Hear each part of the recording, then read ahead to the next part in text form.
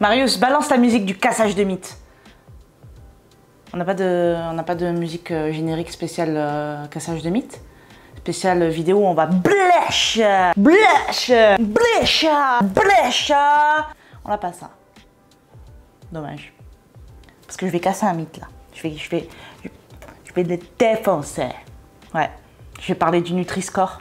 Tu sais, ce fameux truc là, sur les emballages de tes produits alimentaires, censé te dire le bien du mal, tout ça. Générique.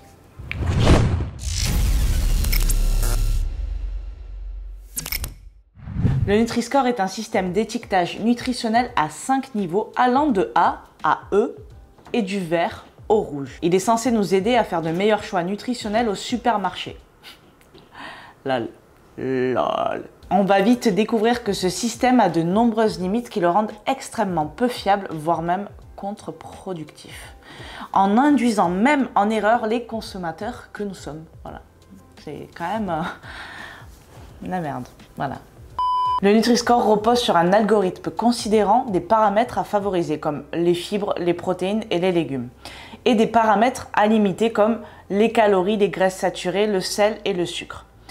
Pour déterminer un score de A bon à E mauvais. Je sais déjà, je n'aime pas catégoriser les aliments, mais pour les personnes qui n'ont aucune connaissance, on se dit que ça part d'un très très bon sentiment, d'une bonne intention en tout cas. Son principal défaut est d'être axé sur les aspects quantitatifs, une somme de nutriments plutôt que qualitatif des produits. De ce fait, des critères potentiellement importants en termes de santé sont complètement ignorés. Donc là, on se dit, les gars, vous avez merdé.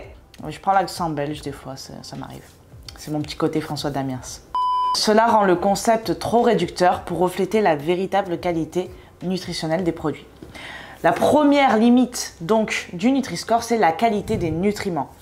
Prenons par exemple le chocolat noir que l'on aime, que l'on adore, que l'on love you. 85%, hein, celui que beaucoup de gens dans le feed game vont consommer, il va obtenir un score de D ou E car il est riche en énergie et en graisses saturées. Or, il y a un certain nombre de composants qui sont intéressants pour la santé comme le magnésium et les polyphénols. Idem pour l'huile d'olive vierge de Je me suis cassé la gueule derrière. Idem pour l'huile d'olive vierge de première pression à froid, elle affiche un D ou un E, même score que pour les huiles raffinées, décolorées et désodorisées, voire trans, voilà, toutes ces huiles dégueulasses que l'on ne veut pas consommer pour notre santé. Alors que l'huile d'olive vierge a de nombreuses vertus. Il n'y a donc aucune prise en compte de la qualité des nutriments au détriment du nombre de calories d'un aliment, ce qui en fait rend le truc complètement faussé. Deuxième limite du Nutri-Score, la transformation des produits. Le degré de transformation des produits n'est pas considéré, ni la présence éventuelle d'additifs. Donc là, on marche sur la tête, bon sang de bonsoir. Ouais, là, j'utilise deux expressions que tes profs utilisaient à l'école. Mets-moi dans les commentaires si c'est vrai ou pas. D'ailleurs, en même temps, mets un pouce bleu et abonne-toi. Alors, ni d'additifs, ni d'allergènes, ni les arômes et édulcorants artificiels. Or, la consommation habituelle de produits ultra transformés joue un rôle majeur dans l'épidémie actuelle d'obésité et de diabète. Le score ignore aussi la présence éventuelle de contaminants tels que les pesticides ou des perturbateurs endocriniens.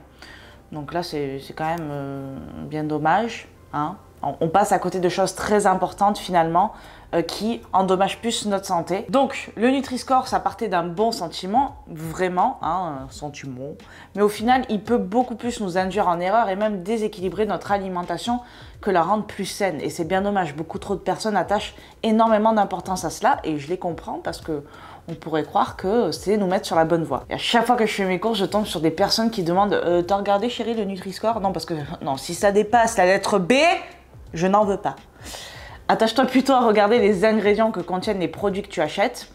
Par exemple, si déjà tu ne comprends pas la moitié d'entre eux et s'il y en a plus de 10, voire proche de 10, ça fait beaucoup, on évite ou en tout cas, ça ne doit pas faire partie en majorité de ton alimentation. Ça peut représenter 10%, c'est ok, il n'y a pas de souci. L'essentiel, c'est toujours de faire de son mieux. Voilà pour cette vidéo, j'espère qu'elle t'aura plu et qu'elle t'aura aidé. Dis-moi dans les commentaires si toi tu faisais attention au Nutri-Score, si tu y attachais de l'importance. Partage cette vidéo à une personne que tu connais qui franchement lui donnerait le bon Dieu sans confession. Je te dis à la semaine prochaine dans une nouvelle vidéo et en attendant je t'envoie plein de good vibes. Ciao!